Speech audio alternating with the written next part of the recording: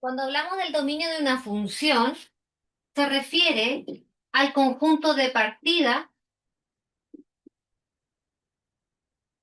de todos los elementos que viven en el conjunto A y que le corresponden un elemento en B. Generalmente en matemática usamos la letra X para indicar los elementos que viven en el dominio o también conjunto de partida.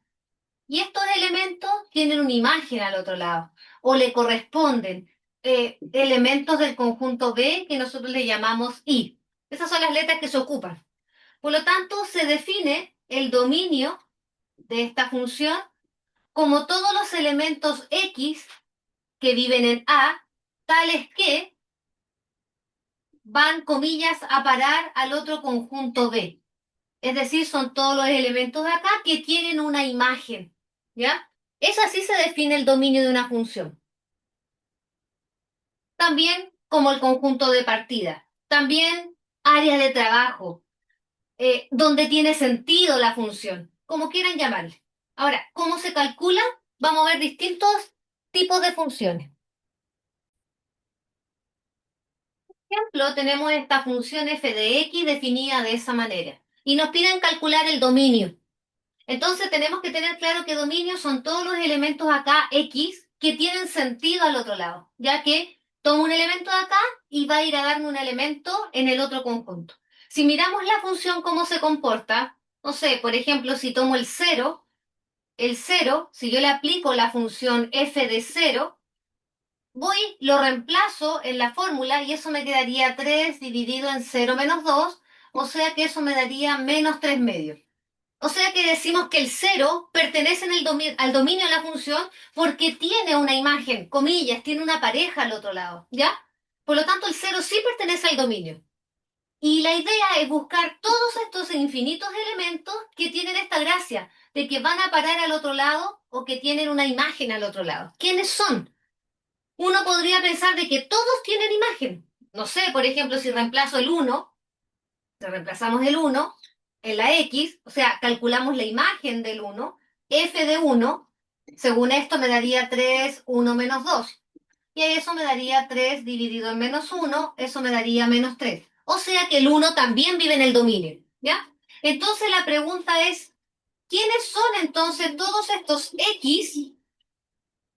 ¿Quiénes son estos X que tienen, comillas, sentido al otro lado? Es decir, que podemos encontrar su imagen bajo esa ecuación, ¿ya? Entonces uno, claro, podría empezar a reemplazar el uno menos uno, el 5 y, todo, y los infinitos números y decir, parece que todos tienen imagen, pero es mucho más simple. Para determinar el dominio, uno mira el comportamiento de la expresión, cómo está formada la ecuación. Entonces, en este caso, su fórmula, ¿cierto? Es 3x menos 2. Entonces, la pregunta que usted tiene que hacerse es, ¿cuándo esta expresión deja de tener sentido? ¿Ya? Es más fácil ver cuando no se cumple. Y sabemos que esta expresión tiene la forma, ¿cierto?, de una fracción. Y como buena fracción, aprendimos que toda fracción en los números reales o racionales, ¿ya?, tiene sentido siempre cuando el b tiene que ser distinto de cero.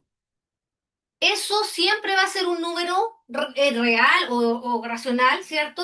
Siempre cuando el b sea distinto de cero.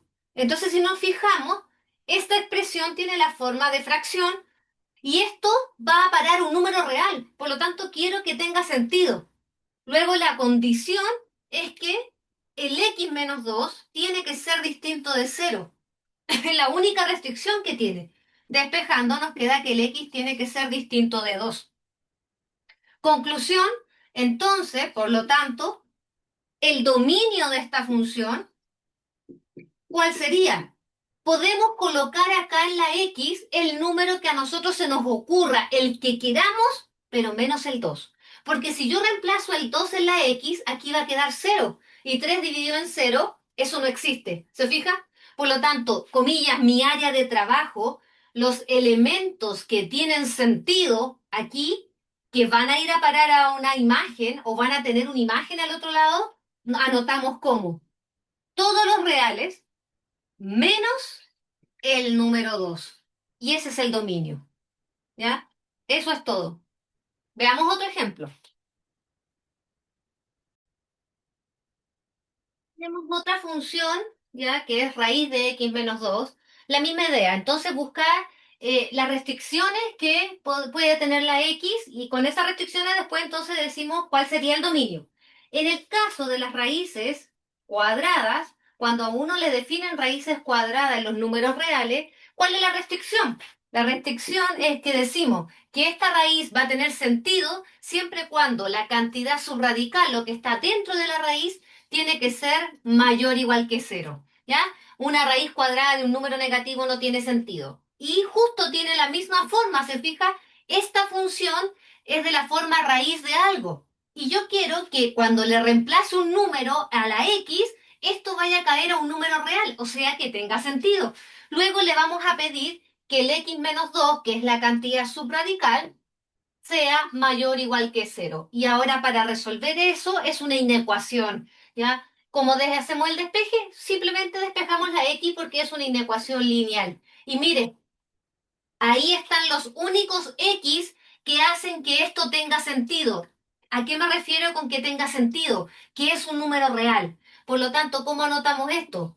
Por lo tanto, dominio de esta función que ahora se llama g, le colocamos el nombre, es del 2 al más infinito. ¿Cómo anotamos eso como conjunto? El intervalo cerrado del 2 al más infinito.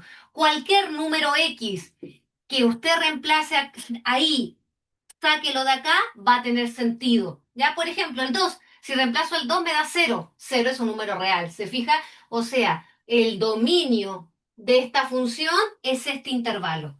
Fuera de este intervalo, por ejemplo, ¿quién no vive aquí? El cero, por ejemplo. El cero, si yo lo reemplazo, me queda raíz de menos 2. No tiene sentido, ¿se fija? Estos son los únicos que tienen sentido en la función. Bueno, ¿y qué otro tipo de funciones podrían pedirnos calcular el dominio? Una mezcla de estos dos, como el que hicimos recién, donde el denominador tenía que ser distinto de cero, y cuando tengo raíces cuadradas, en la cantidad subradical tiene que ser positiva. Entonces, el tercer ejemplo es una mezcla de ellos. Acá, por ejemplo, ve, tengo una raíz cuadrada, pero dentro de la raíz cuadrada hay una fracción. Por lo tanto, ¿cuáles serían las restricciones? Tenemos dos restricciones. Esas dos restricciones serían, primero, el hecho de que sea una fracción, vamos a llamarle restricción uno. El 2 menos x, tiene que ser distinto de cero por ser fracción, ¿cierto? 2 menos x distinto de cero. Fácil de resolver. Y la otra restricción, ¿cuál sería? De que lo que está dentro de la raíz, la cantidad subradical, tiene que ser positiva. O sea, x sobre 2 menos x tiene que ser mayor o igual que cero.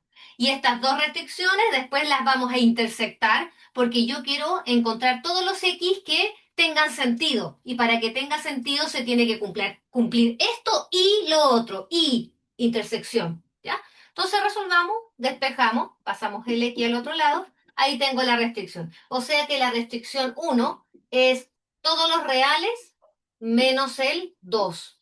Pero un momento, esa es una restricción, tenemos que ir al otro conjunto. ¿Cómo resolvemos esto? Con una tabla para inecuaciones. No vaya a pasar multiplicando porque no se puede, ya lo hablamos, vea mi otro video. Ya no se puede. Por lo tanto, tablita. Vamos a hacer una tabla de valores críticos. Desglosamos en los factores involucrados, ¿se fija? Y el ejercicio final lo escribimos abajo. Los valores críticos que son 2, ¿cierto? Entonces tenemos, se hace cero en cero y es en 2. Primero el cero, después el 2 y el más infinito. Bien, ubicamos su cero en el cero, acá en el 2. Antes del cero, negativo y después positivo. Aquí, antes del cero, ojo, el X está negativo, por lo tanto va a ser positivo, positivo, negativo. Cosa de darse un número. Bien, multiplicamos menos, más, menos. ¿Y qué queremos nosotros? Los positivos. Miramos aquí arriba, por lo tanto, la restricción 2 es el intervalo que va del cero al 2. Momento. ¿Tomo el cero? Sí, porque si reemplazo el cero, cero dividido por 2 menos cero me da cero y es mayor o igual, sí. ¿Tomo el 2? No, porque si me indefine, abierto. Listo. Por lo tanto, ¿cuál sería nuestro dominio de esta función? es la intersección, entonces el dominio de la función h, así se llama la función h, es R1 intersectado con R2. Entonces, fíjese, aquí era toma el real que sea menos el 2, pero momento, no son todos los reales, es solamente el tramo entre el 0 y el 2. Pero ya le sacamos el 2, así que por lo tanto el dominio de esta función coincide con R2. Es decir, solamente los únicos x que tienen sentido acá en esta función es el intervalo del que igual son infinitos, es el intervalo del 0 al 2 abierto. Cualquier otro x fuera de acá no tiene sentido, deja no va a tener una imagen, por lo tanto ahí sería el dominio de la función. Que esté muy bien. Chao, chao.